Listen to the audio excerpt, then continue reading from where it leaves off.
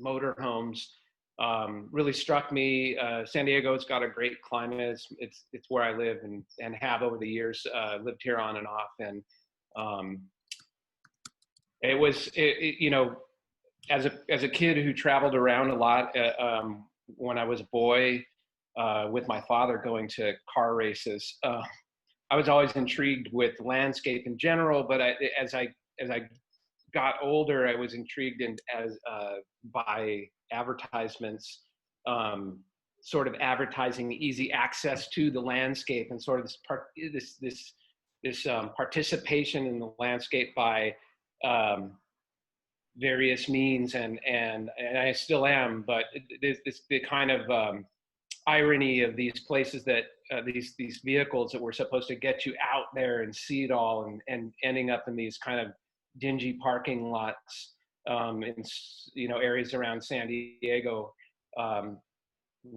people living in these things because they just didn't have any other place. And the way they sort of arranged themselves in the landscape was kind of what I was looking at the time.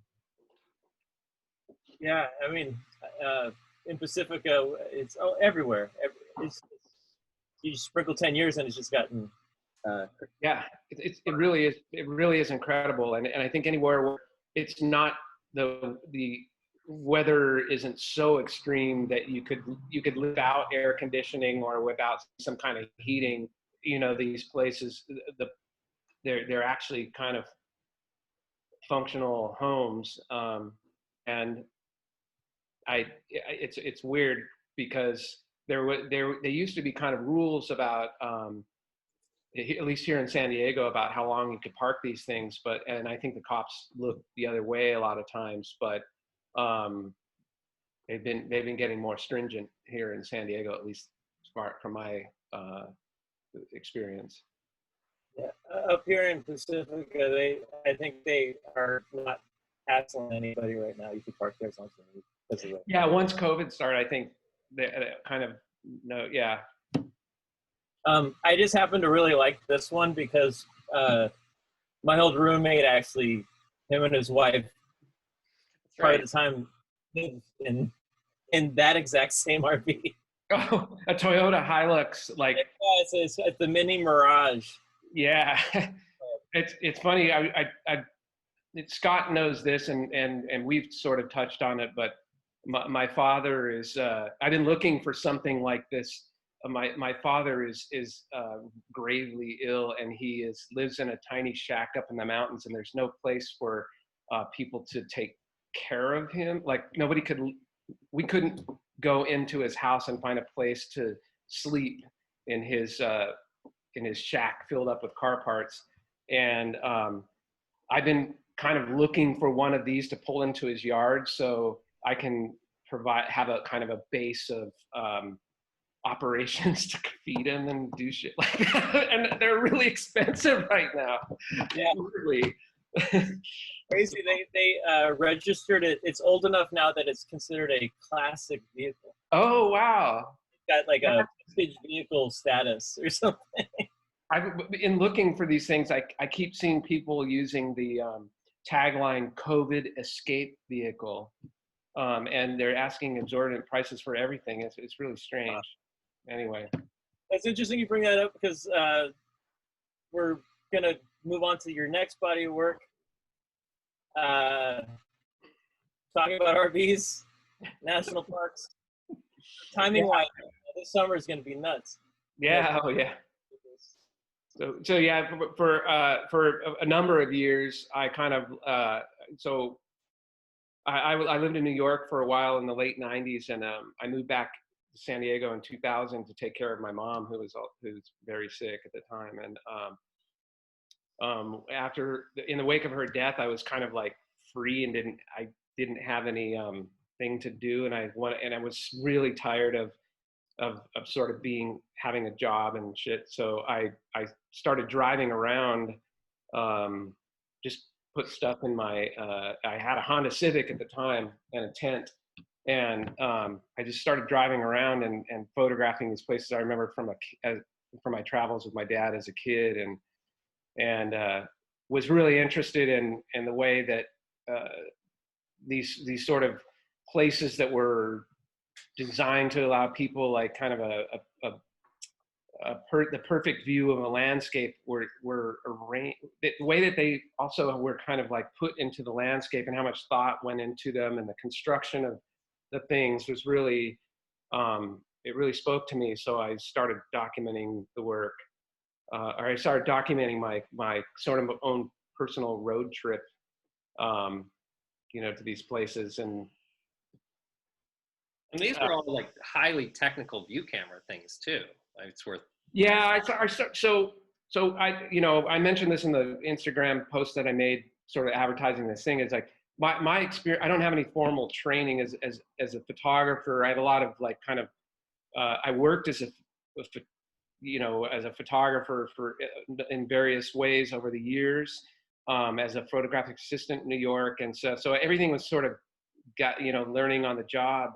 But my first thing was, my first professional photography gig was as a skateboard photographer in the 1980s, because I would work in the business of skateboarding. And so with my job came a camera and like kind of unlimited film. So I learned how to use a camera then. And as I went along, I kept, aspiring to doing more technically good work. So I moved up to medium format, and then finally, to large format. So I dragged around a real nice Linhof 4x5 and tried to shoot everything super technically nice. And those are kind of like exciting years, like mastering that technique, and was really rewarding for me. Yeah, it's interesting, like that, because that was pre-internet, and lots of going to the library and looking at crazy books and going, how the hell was that made? Yeah. And living in New York, there were all these really great, photography really like exploded as being like the art form in the late 90s. And so I was there, and I would say, all the Becker's students were having these big shows, and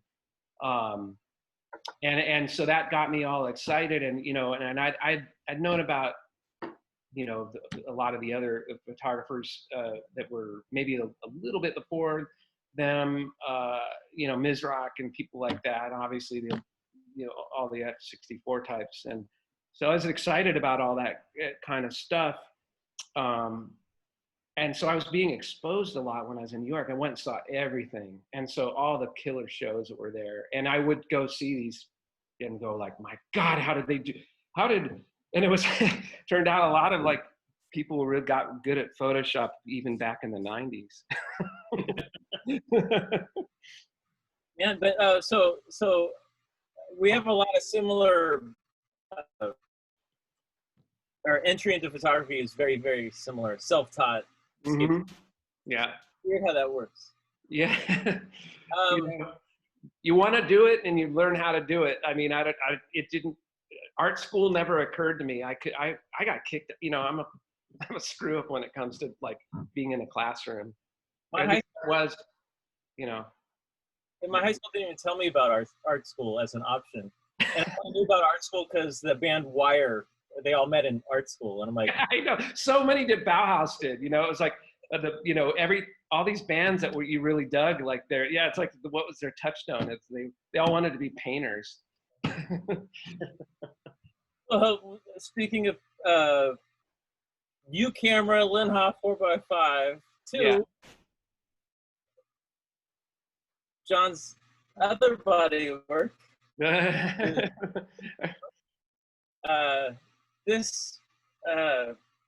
first time you showed me this, my brain went to this old punk band from the 80s. I think they were Southern California, but the name of their band explains your work to me. They were called Plaid Retina. Oh, Plaid Retina! Wow, that is a obscure reference. I don't know, especially one of these pieces that have like insane skies and whatnot. Yeah. But this is a huge departure from what you were before, and I don't know. Maybe you'd like to. How the hell did you get here? I would, I'll tell you what, with the house that I'm speaking in, my partner, Jennifer Bennett, and I purchased this house in 2010, I think. And it was really, really, really like close to being like condemned sort of situation, really rough. And, I had been working like in straight photography, and there's a number of other bodies of work that I didn't include on my website, but it was all very rigorous, all very, kind of classic photographer shooting style, always on a tripod and always like exposing for everything, and perfect development and all that kind of stuff. And so when we moved into this house, I worked really hard to get us kind of like up and running to where the house would be kind of nice. And there was a 3-year period that went by where I didn't do any work, but I thought a lot about what I was going to be doing when I got back up to speed. And I started thinking about how the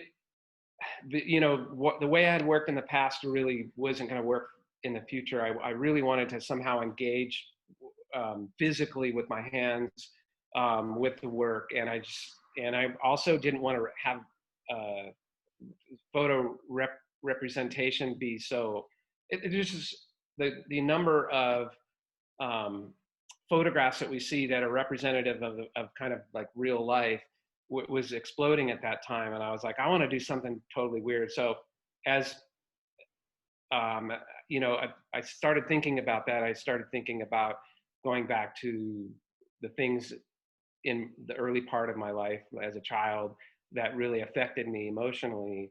And there were a few things I always tell people, like these sci-fi movies that were really scary, and sci-fi novels that had, this really crazy graphic artwork, and the albums that my babysitters had from like these psychedelic and heavy metal bands. They all like had this like kind of very dark and mysterious quality to them. And I was like, I'm going to mine that.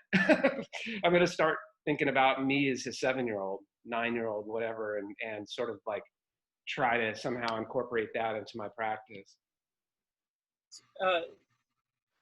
So maybe you could speak about how these,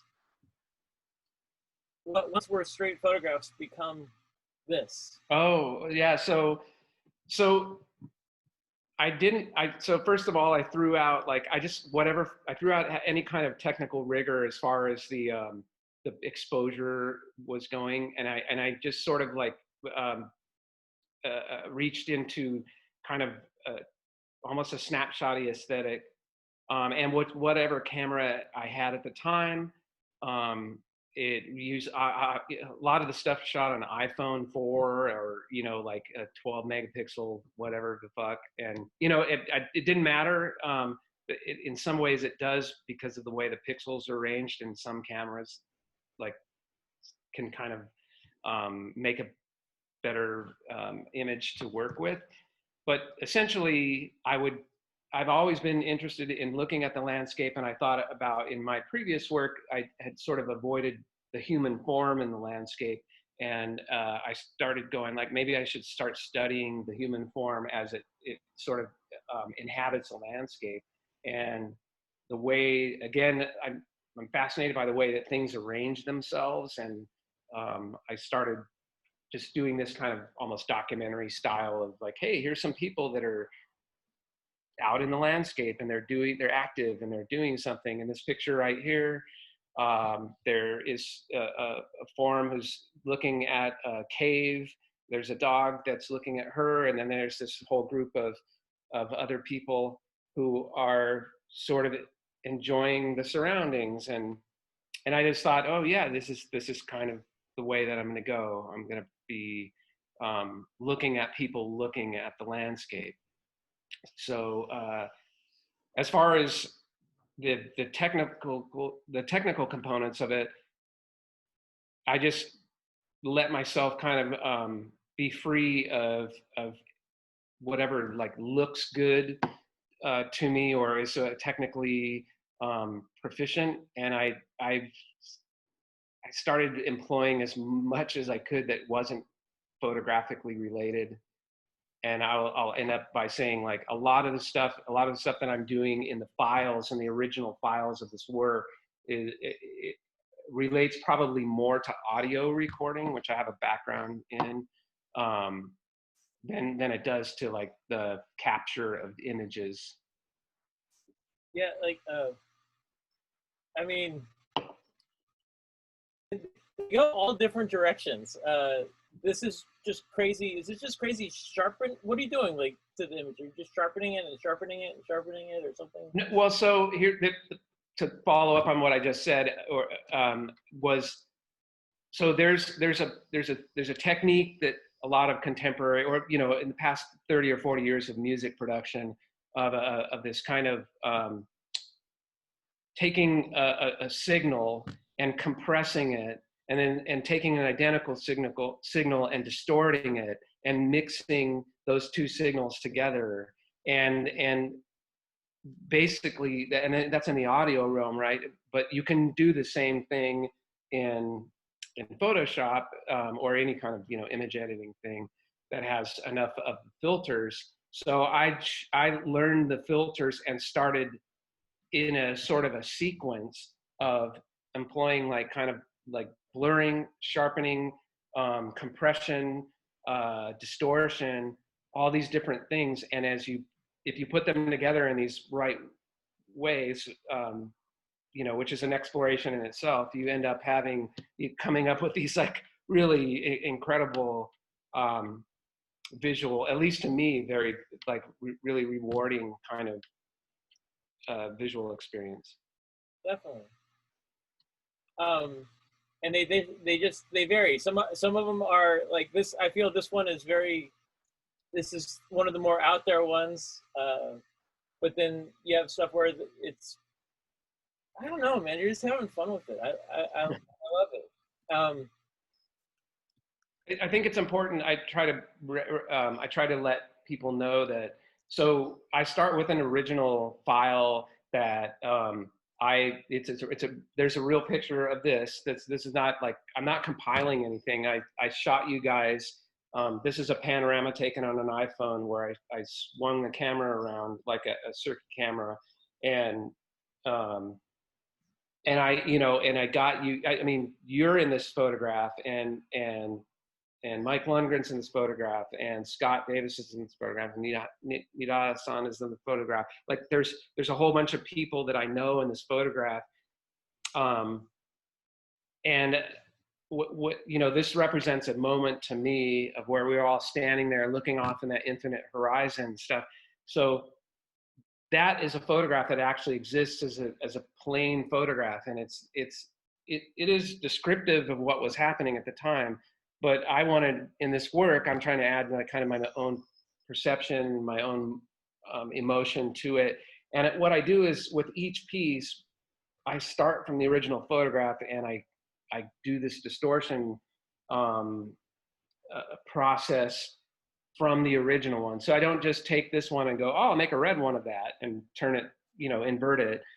I actually kind of, because what's important is the decisions that you make along the way. You could end up with something like this. It's almost like a duotone kind of feel, or you can end up with the other thing that was just before that, which is like pure chaos. In fact, if you see that picture in person, you're seeing the actual photo sites on the camera. They've arranged themselves in an actual plaid pattern.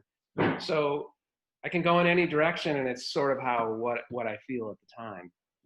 This photo also has a very important dog named Chaco. Just want to throw that out there. To Chaco. Yeah, seriously. It's so funny too, because I can just tell who's who by their postures. Even as it seems pretty abstract, but I'm pretty sure Chaco is Eric, right?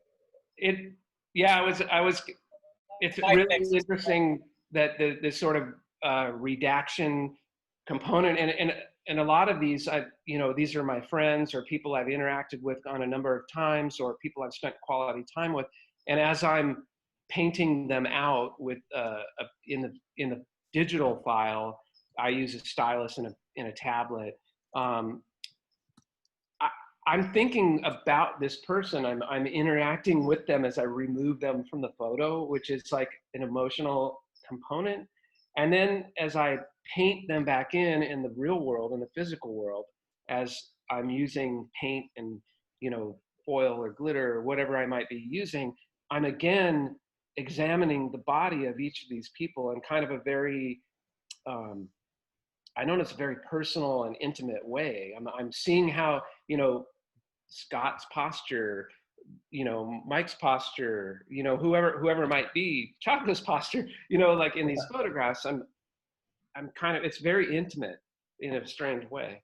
Yeah, we haven't gotten to the painting part, and we need to get there. We'll get there. Okay, sorry. But I should have put a slide in sooner. But just, it's interesting because some of the images you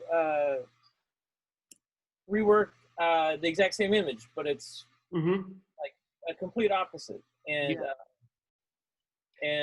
so the, you know, to follow up on that is that I view this as a musician.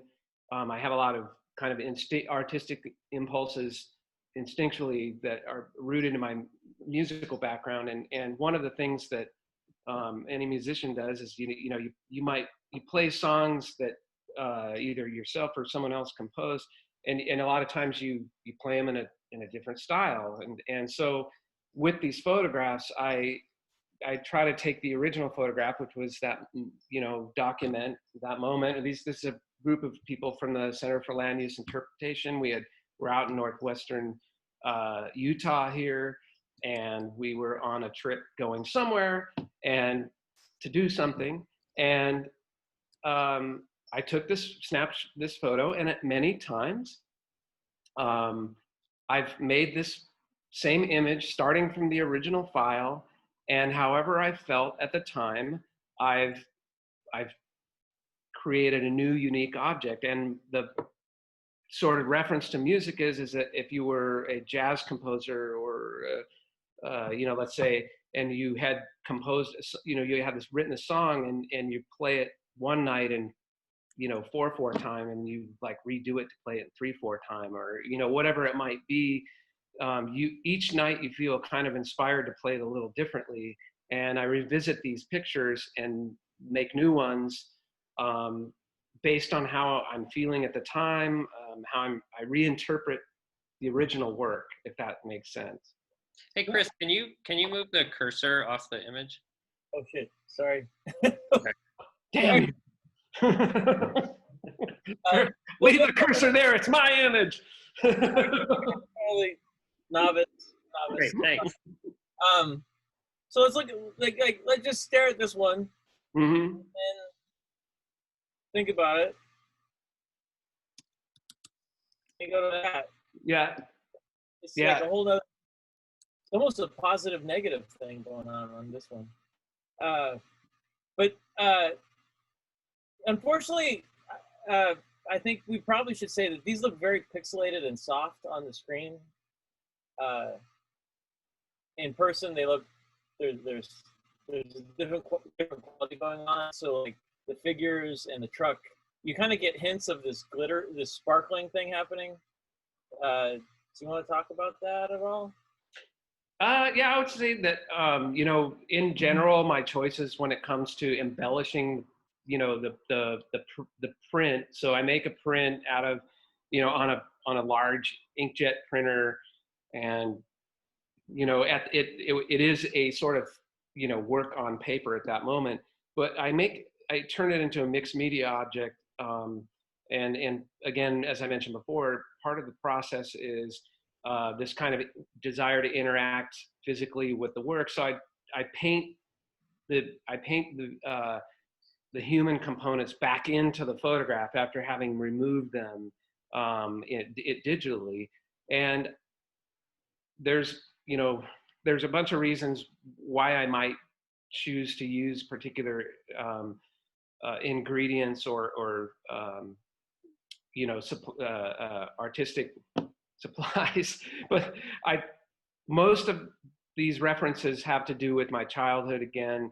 My dad was a racing car guy, and I was around a lot of really beautiful paint jobs and hot rods and motorcycles and helmets and all this kind of stuff growing up that really affected me. And I'm a kind of mildly synesthetic in that I kind of taste colors. And so I'm always trying to like get like this little, I don't know, it's a kind of like a high, but it's it's a cheap high. But I use glitter.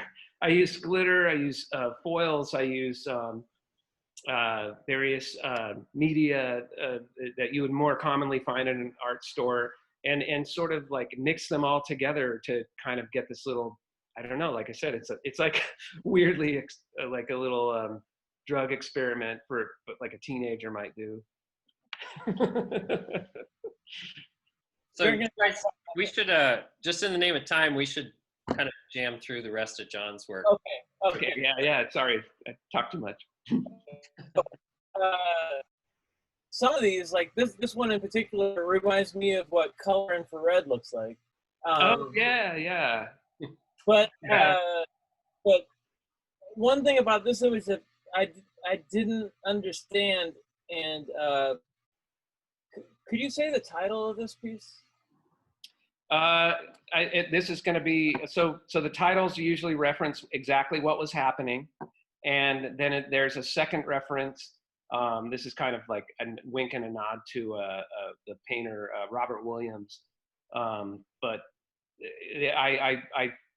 I also title each work with the construction of the work.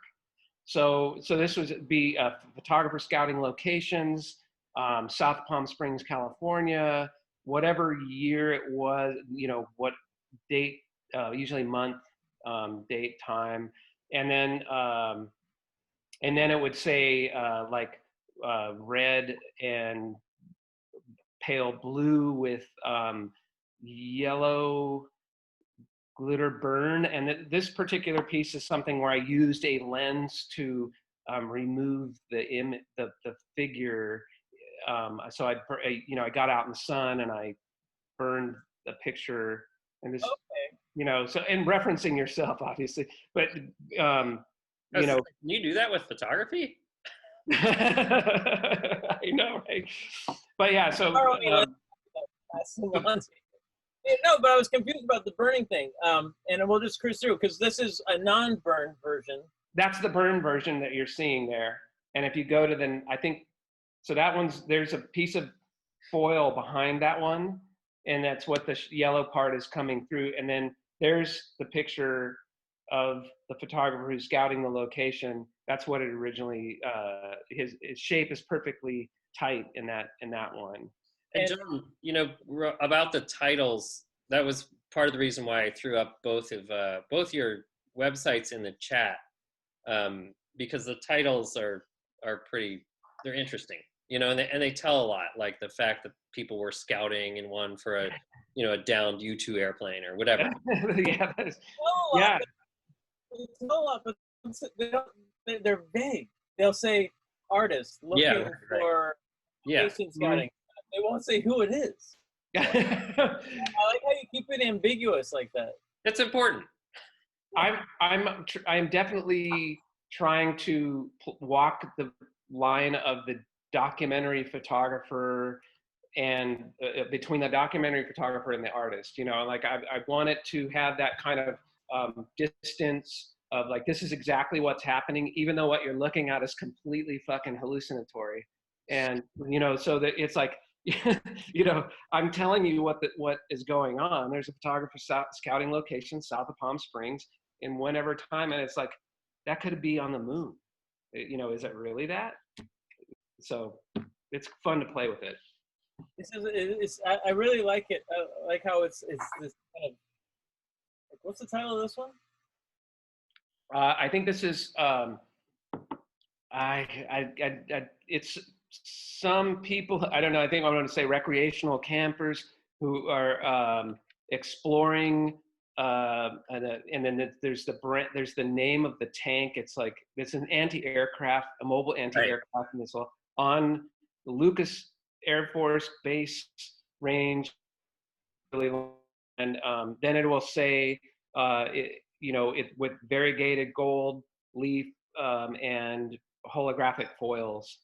And I do these things called blisters where I paint over and over 100 times. And so you get this definition, this kind of a three-dimensional surface from this over painting that I do over and over again. I think you have a picture of one of those, right, Chris? Didn't you pull one of the blister? Realizing I should have put that way sooner, because there's a dimensional thing to these pieces, and I also just happen to like how the tank is camouflaged. Yeah, I know. But like what? This is another one, like an artist with his 3 sons or something. This is a woman who's an artist with her son. This is in Australia, and this is on the cliffs in Australia, in a place south of Sydney, she has these 3 sons, and this was a photograph I took in 2003. So I don't have a problem like mining old things. She was very interested in getting us out in this landscape, and it was a spirit of this kind of let's get out there in the landscape thing. And while they were sitting there, I said, let me take your portrait. And so this is a portrait. And this at the time I was carrying around a Mamiya medium format camera, and this was shot on film back 2003. And this I should have seen this way sooner. This gives you a detail. You're looking at the middle child. Yeah, so that's the woman actually. This is the she's Oh, that's the mom. Yeah, that's the mom, and she makes a beautiful kind of tapestries, and yeah. So anyway, so in this, the way the construction of these is, once I make the print, I come back in and I begin painting over and over again the within the lines, kind of like a crazy super nerdy coloring book person, and painting it over and over and over and over again. And this probably has maybe 20 to 30 coats of paint on it, of doing that over and over again. So you guys, let's move through the rest real quick so we can flip it. Yeah. Let's talk about Chris. I do want to say there was something you told me about the brush. Well, I use tiny brushes, and I have in the past used cat whisker brushes from our cats. I've made my own brushes for really super detailed stuff. Because sometimes you just can't find a brush that's small enough, and a cat whisker is really, really small. And the cats in our house occasionally lose a whisker, and I'll grab it for repurposing. It's a labor in terms of building up that density, because sometimes they're like, I don't know, 1/8 of an inch. Yeah, I think I measured on some of the bigger ones, they're 1/4 inch thick. So, which is quite a bit if you think about, what a layer of paint is. It's usually measured in microns. So I had to put this one in just because it's. Yeah, yeah, that's you. This is one that I use this variegated gold leaf, which is a 1970s sign painters thing. So I'm riffing on that. And yeah, you were waiting for the light at some point, and you may have a camera set up, you may be waiting for something to happen, and so you have some downtime, and you and our friend Mark and his son Lucas were with us, and you guys somehow got this pellet gun and started killing time by shooting at a can in a tree. You had did you have more? I have 2 BB guns, and yeah. Okay, so those, they were like, it was. You're in the same spot for like 4 days. Yeah. So what I love is, okay, so this is all from the same spot. Yeah. What are we looking at on this one? This so this is you. This is Lucas.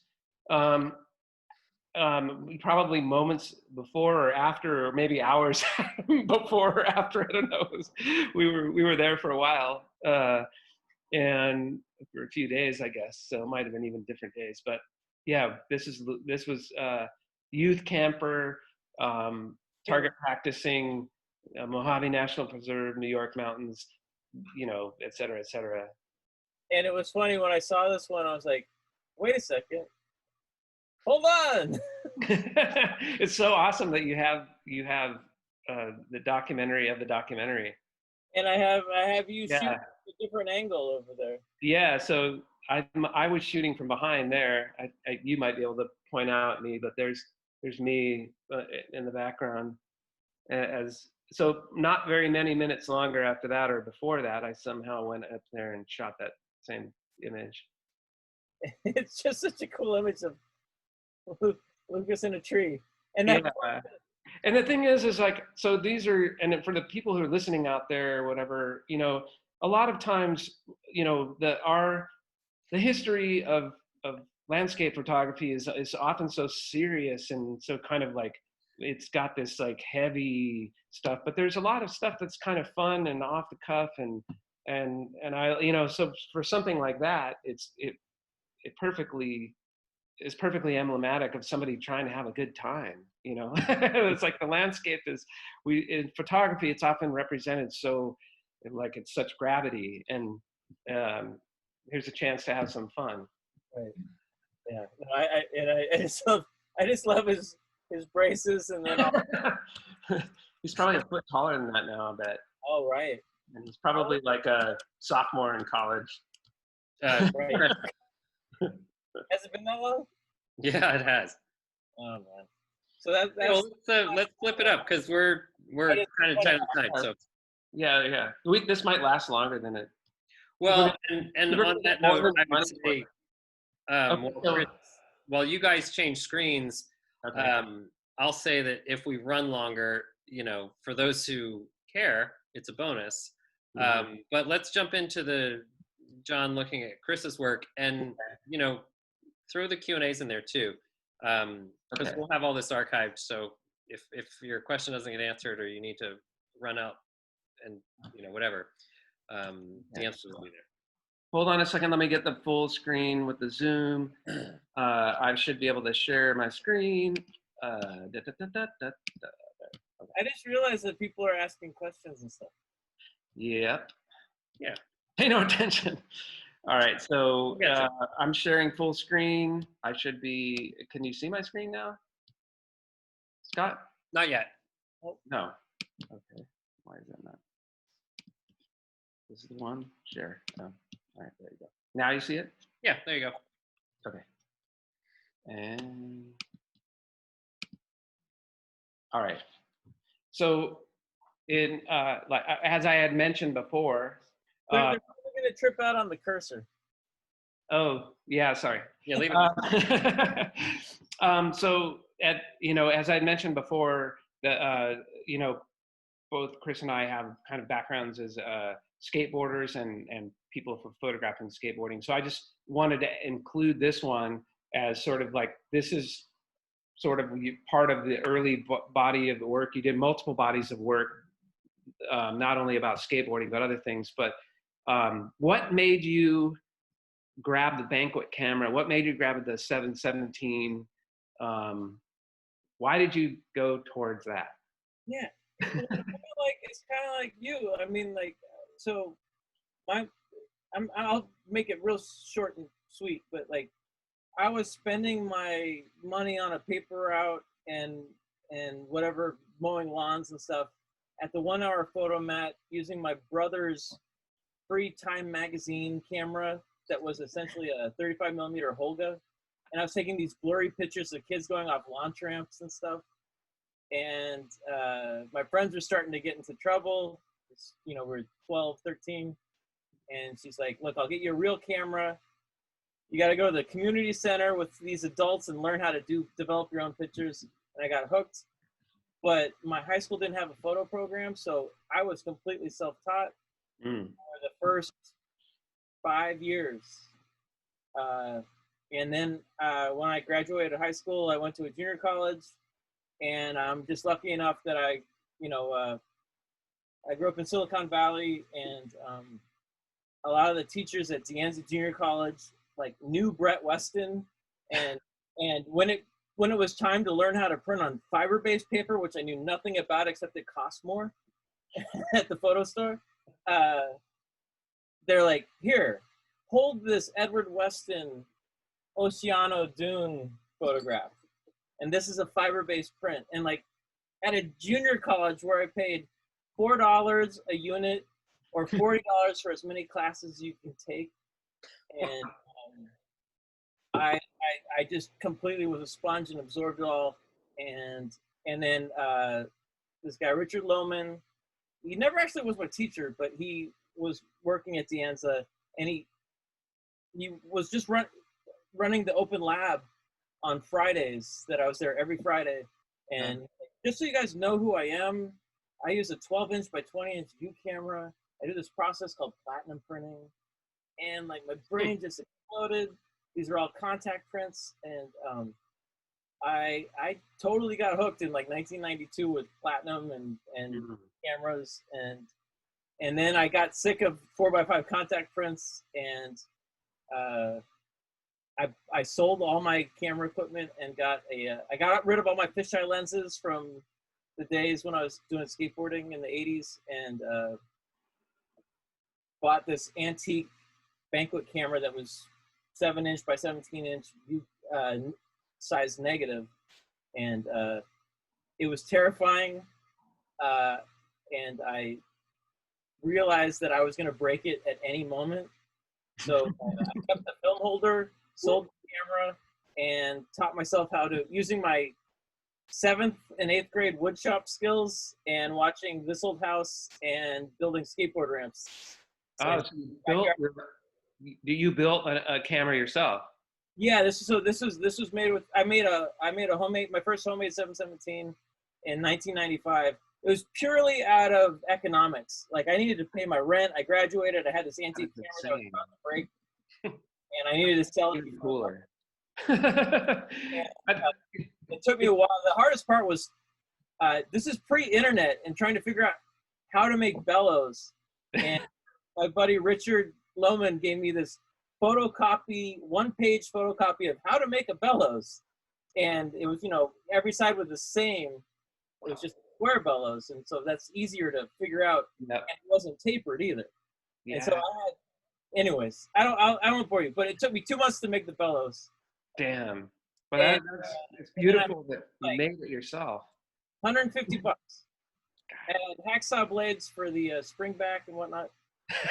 I grew up with all my buddies who were, it was all the do-it-yourself punk scene, and I just kind of took that to photography. I even started looking at building my own lenses, but then I realized that was ineffective. So anyways, so I'm gonna, these are, I guess, Scott, are these in chronological order, or how are they ordered? Just a series order? However you did it. Okay. So I would caution the audience that these aren't not necessarily in chronological order, but I think by sort of series they're organized by that. So we'll have 3 of these or 4 of these. So, all right. So with the skateboarding background behind and making your own camera stuff, I wanted to, there's a couple key moments in your development of your mature bodies of work, which you've been doing for the last 15 years or even more. And those you got to tell the story about how you first came upon this burning and solarization of the landscape that you were making.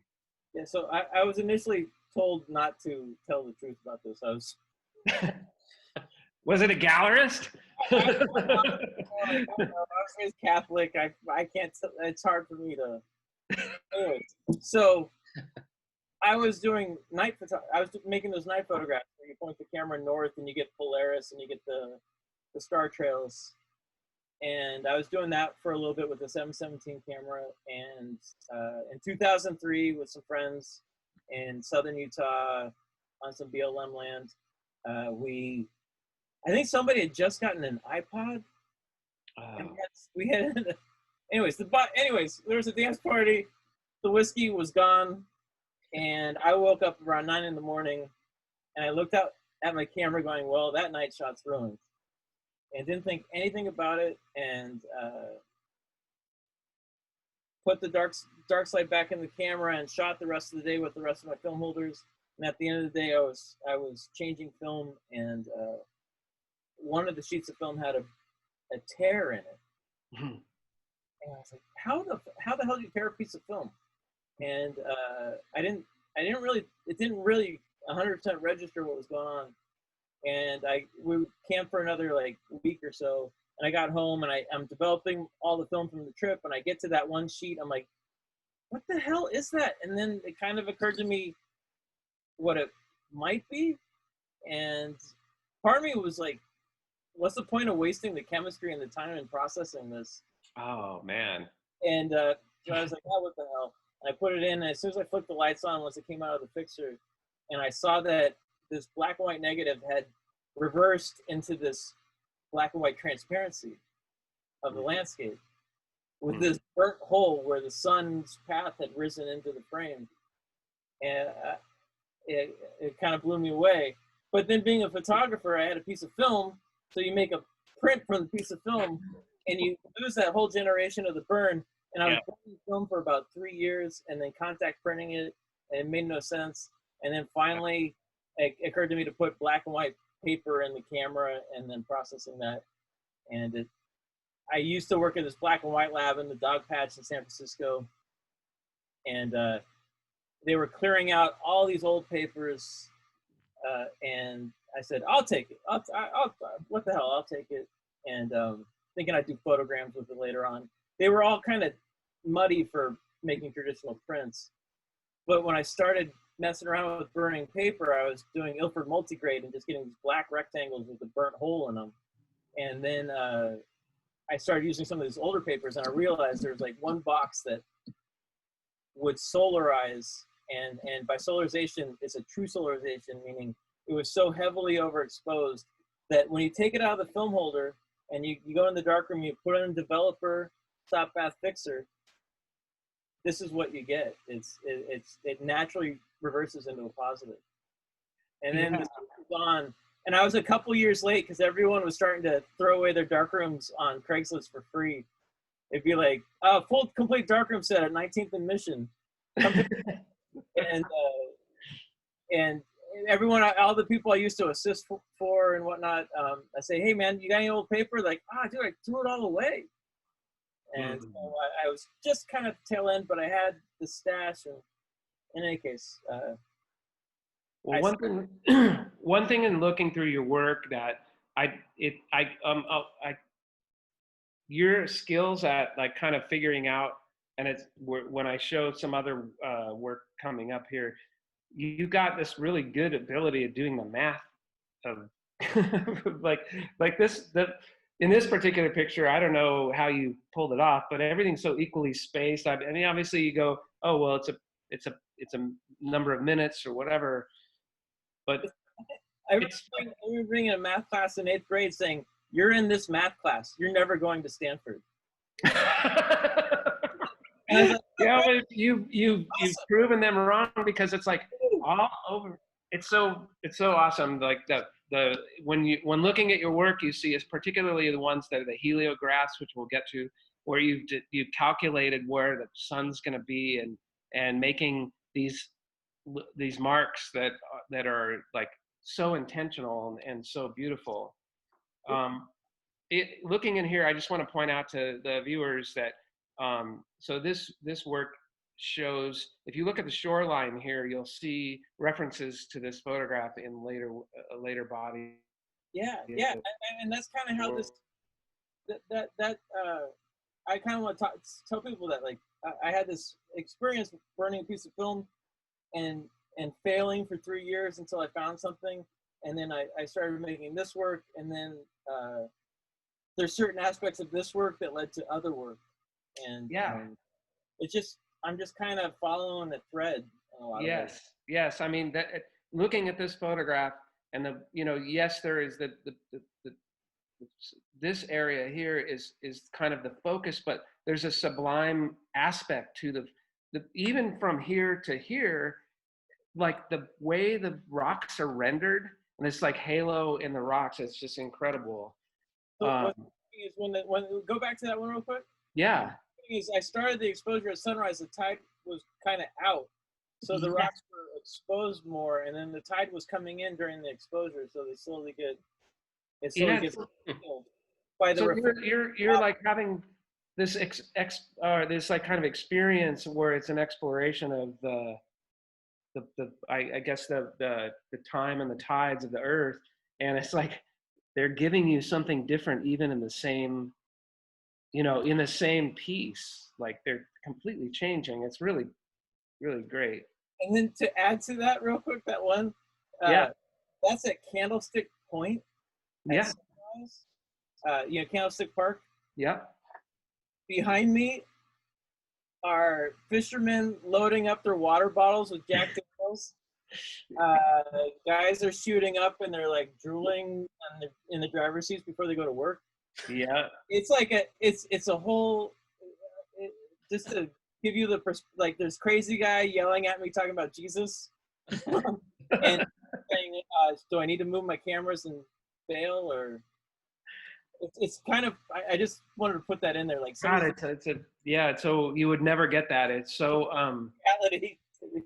It's so otherworldly, like you wouldn't expect humans ever were there ever. Yes. Yeah.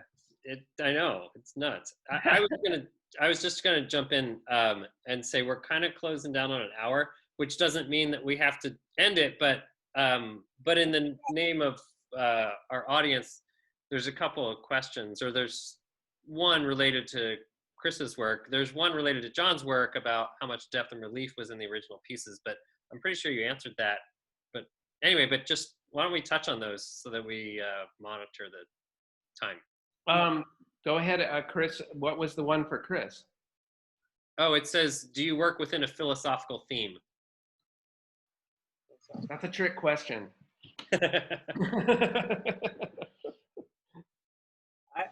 I feel tremendously lucky to have honestly stumbled upon this work, and it has changed the way I think about time, and I think about life, and you think about everything that's going on, and this is a documentation of something that goes on long after we're going to be gone, and it gives you perspective. It's sitting in one place for multiple days at a time sometimes. So this is me getting a little more loose with it. I was way more rigid, and I only have a introduction to astronomy in 1990 at Dan's Junior College astronomy class.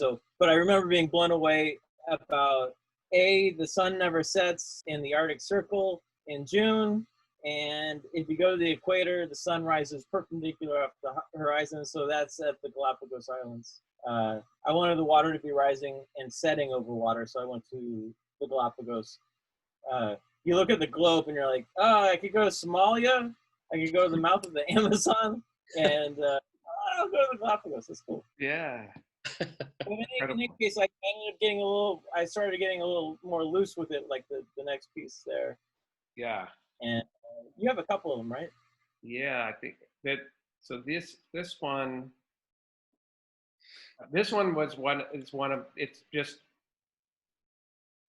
the way that the outlines on one side are white and one side, and then in the center they're black, and there's this like it's almost like it looks like you're being attacked by UFOs or something. It's like it's there's something. So this is so fucking beautiful, and to me, just like the multiple mountain, like the way that they were repeating each other. It's a whole bunch of echoes, I guess, that I would see. Same photograph over and over again. Yeah, it's just kind of playing on Harry Callahan and his multiple exposures, but using the sun. Mm-hmm. And then what's happening is the ones on the edges, the light is these. I use these crazy lenses, military lenses, and the light falls off as soon as you go to the edge pretty quickly. Mm-hmm. And so it's enough to cause a solarization, whereas the black spots are actually is cooking the gelatin, and that's why it's black. Yeah. That's super. But, yeah, a little reference to Harry. And then this is just it's 3/4 of a day, but I didn't feel like I needed to depict it as that. Are you in one of these, for instance? Are you turning the camera like over, or turning the film holder upside down, or in like how are you pre-visualizing this? Well, like Fontana, the guy who used to cut the canvases. Mm-hmm.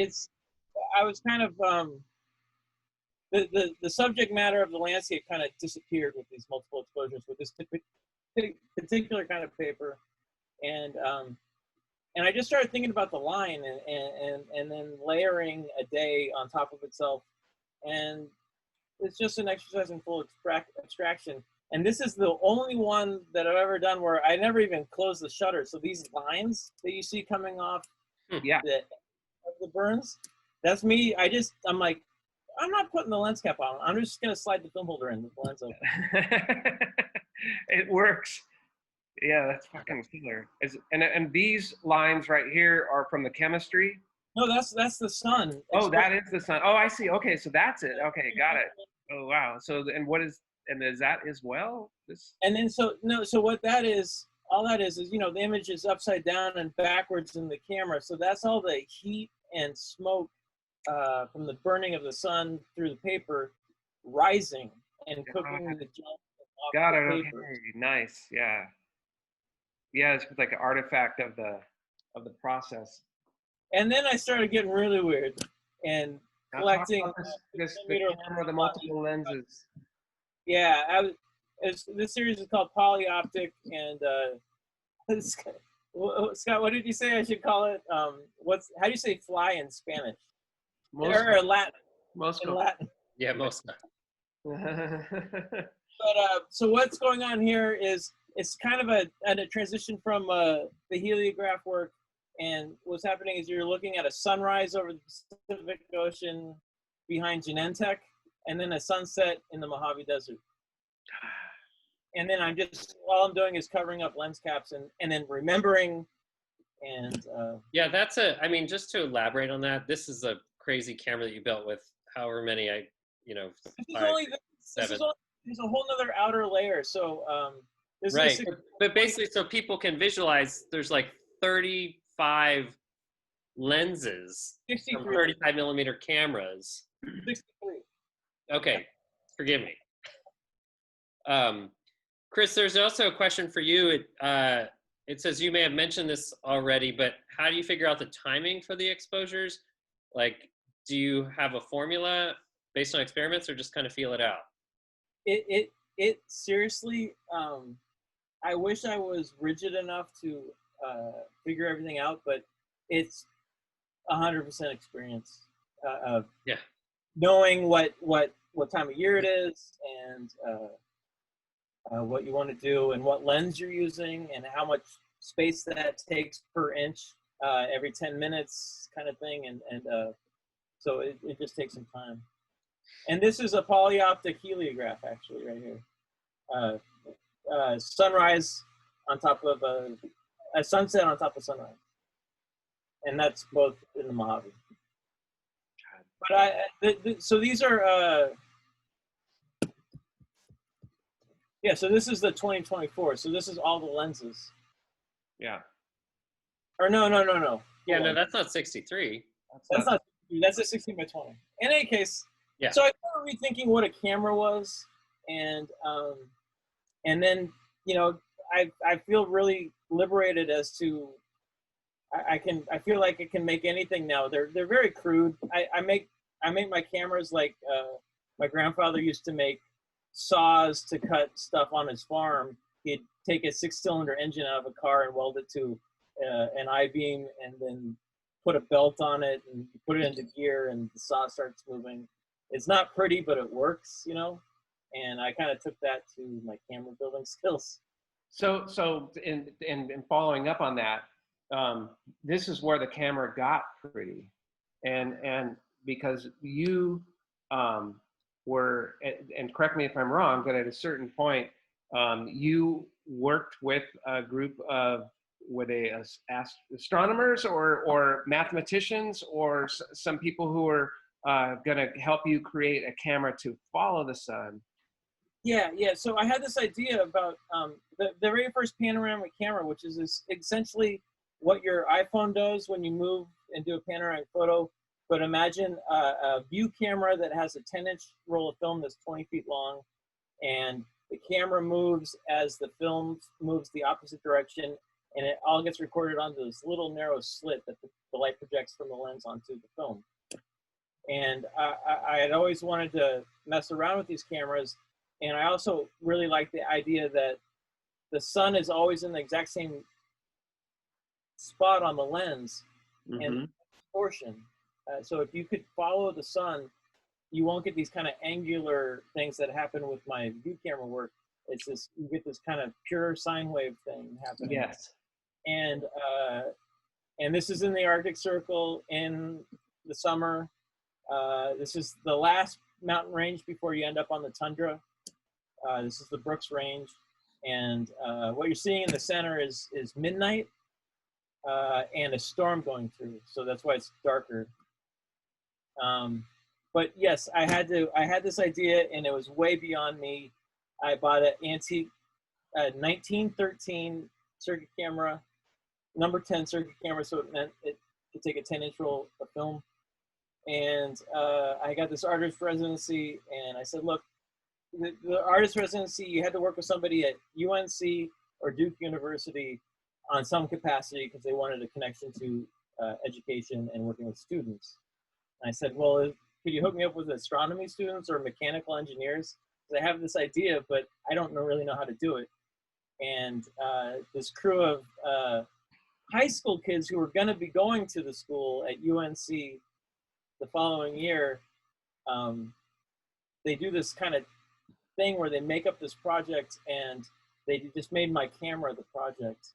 And they took out this it was in 2013, and they took out a 100-year-old wind-up motor that spun this thing around, because it used to spin pretty quickly, to something that would just go it would take 24 hours to go in a circle and track the sun. And I won't get into it, but in the middle of the day, it goes a lot faster than it does at night, and it has to do with the tilt of the earth and the azimuth. Anyways. Well, so. And with that, I wanted to, I think I'm going to escape this.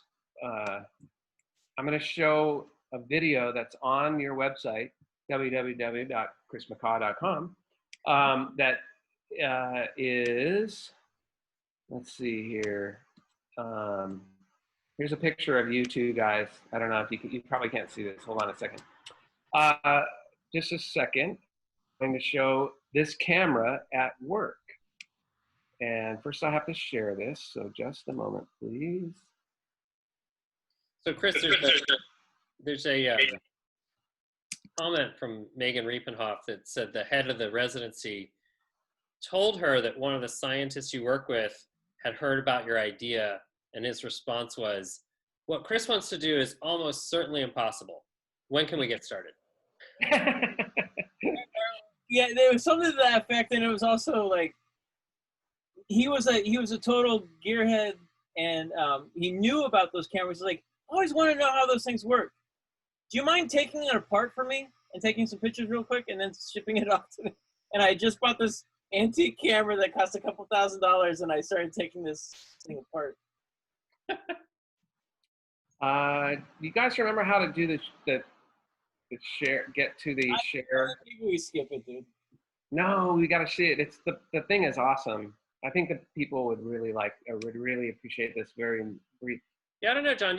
There was some way you had to sort of toggle between the two screens. I'm not sure, but it is on Chris's website, the video, right? Okay, yeah. So you want to look at under the circuit camera, CIRKUT, time lapse #2. It is really cool, and for some reason my computer's not allowing me to share it this thing. So Well, there's another question kind of for both you guys here about graphic design qualities in your work. And the question is, can you speak to your inspiration or design influences that are present? You know, yeah, I definitely can speak to that. You know, as I mentioned earlier, there aren't necessarily, although I would say maybe off the top of my head, I could say hypnosis. The people who did a lot of the Pink Floyd albums and stuff in the 1970s had some weird, creepy album covers and were really important as graphic designers. That was when I first became aware of like kind of album art, because we didn't have a stereo at our house. It was just like our babysitters who had, like, we would go to their house and they had stereos, and I would look at the album covers and they were really crazy. And the ones for stuff like Black Sabbath and Pink Floyd and that kind of stuff were creepy and unsettling. And so those, Marcus O'Keefe, I think, was a guy who did the first Black Sabbath record, although that was a pseudonym. And then, you know, there's so many designers that made, and they're unnamed to me, but the covers of science fiction kind of pulpy novels. And again, my babysitters would read these things, you know, and they're like ultra, they're just so memorable in their kind of depiction of like this post-apocalyptic Earth or post-human Earth. That's for me. In terms of, for me, it's just kind of intuitive, and I'm at the mercy of what the sun does at certain times of the year, and that dictates a lot. And I have to go to the certain spots on the marble to get this direction or that direction. The big blue marble. And then there's also a question about, you know, unique works and what are your thoughts on the photograph as an object? Go ahead, Chris. I personally think with the advent of digital photography, it became so democratized that you know, nobody had to do the zone system anymore. And personally, I'll be completely honest, there's plenty of people who make way more compelling straight photographs than I ever would have. And I just wanted to leave it to people who are far more passionate about it than I was. And it's, in a lot of ways, it was liberating to just kind of let that go. I agree. I would say that I was seeking out both a way to physically engage with the object itself. You know, when I was young, I thought maybe I might be a painter. When I got older, and for whatever reason, my path didn't lead me there. But you know, I thought about this idea of sort of like of sweating over this kind of this precious object, and it would be fun to do, challenging to do, and there was something about getting away from something that could be easily replicated. Just, you know, well, I've got my notes here, I'll just make 10 of these. And I agree, I wanted to get really away from that and start doing things that were, you know, one of a kind. Even if the image itself, the base of the image itself is the same, it's something that all the considerations that went into making it were unique and of a particular moment. Yeah, yeah, it's liberating to just kind of not follow the prescribed rules of how you should do it. That said, though, I still don't crop anything, so I always was too. Like I always filed out the negative carrier and did the full frame 35 millimeter, no cropping thing, and I still kind of adhere to that. So there's it's pretty obvious. I mean, looking at this picture, that you're a purist. so It looks like a nuclear. We talked about this the other day. This looks like a Bikini Atoll, like when they did those nuclear tests in the 1940s or whatever. They had photographs of it there, where the ocean is going up into the sky for like, 500 feet. this whole circuit camera work has started a whole new body of work. The way it captures weather, the film only sees about 10 minutes at a time. And so it captures clouds in a way that the other sunburn work, where the frame sees like 2 to 5 hours or even longer, it evens it out, whereas this actually records weather. And so I've actually made a new camera that's thinking about time in a different way and how you record it. And it's all because of the circuit camera thing. I don't have any images to show that yet. Do we have more questions? Not right now. So yeah, why don't you roll through the rest of the images? I think that actually is there. I think that might. Oh wait, nope. There are 2 more. Sorry. Yeah. This is what we were talking about earlier, and this was. These are both not pointed at the sun, but are informed by the way the sun is both striking the stuff in the image and I guess the light hitting the paper itself. And Chris, talk about this. We showed before, like the way that the relief of the shoreline was kind of like really, really interesting looking. And you started going off in this direction of looking at the shoreline. Yeah, and just I started photographing. There's only one paper that solarizes like this, that records this. So I'm limited to 8 by 10 inches because you can't find it in any other size. Wow. But, so yeah, just I usually start the photograph at low tide and then and it slowly gets covered up. And this is all by candlestick point. So this is actually all, what I love about these pieces, both of them are, it's just landfill. Like there's chunks of sidewalk in there. Yeah. And asphalt. Yeah. There's absolutely nothing really natural about it. Yeah. In a weird way. But yeah, yet they kind of look like the Brett Weston photographs you were talking about from De Anza College. Yeah. You know? Yeah.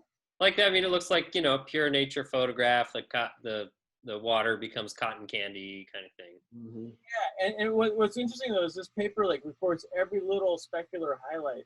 So if you were in person with this paper negative, you'd be like, okay, you could see every little squiggle, and if it was windy, if it's not windy, like that changes everything. But I'm working on this simultaneously with a few other things. These shadows that are in like this. Oh wow, I didn't mean to do that, but these things that are being rendered in here, which may be reflections or something. It's really interesting. Like those are just rocks out far deeper out that were exposed tide. And they're being covered. Oh yeah, right. This progressive submerging landscape. Yeah. Wow. Nice. I don't know how I get this back to being. We stop sharing the screen. What's that? Can we stop sharing the screen and just talk? Are you fine? We can wrap it up. Yeah. Okay. There's us. Yeah. So if there's more questions from the audience, throw them our way, because we'll wrap this up here in a few minutes. But let's see here. I will say that there's Tim Giller asks at 2:44. I'm familiar with Chris' work and the textural quality that doesn't translate to a screen, but how much depth relief in the original pieces? I think we did touch on that. It can be quite a lot, depending on what materials are being used. Lovely, I saw Megan there. Let's see. Yeah, most of the others, yeah, everything else has been answered. Okay, cool. And then there's, what is this one? All right, well, if anybody has any other questions, then. Yeah, now's the time. Otherwise, no. Thanks for coming out.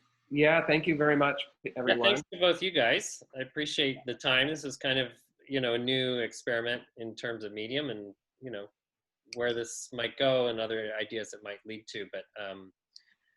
But I like the idea of sort of, you know, turning a lecture loose on other photographers in the world. So I appreciate being guinea pigs. What's that? I was saying hi. I was saying thanks for Mike for dropping in. Yeah, well, thanks. Yeah, thanks everybody, for sure. Yeah, thank you for everybody for checking it out. I'll see you all in the desert at some point soon. Hopefully. Yeah, right. With masks, whatever it takes. All right. Okay. Okay, great. Thank you guys. Yeah. Bye. All right. Later. We're out. See you later.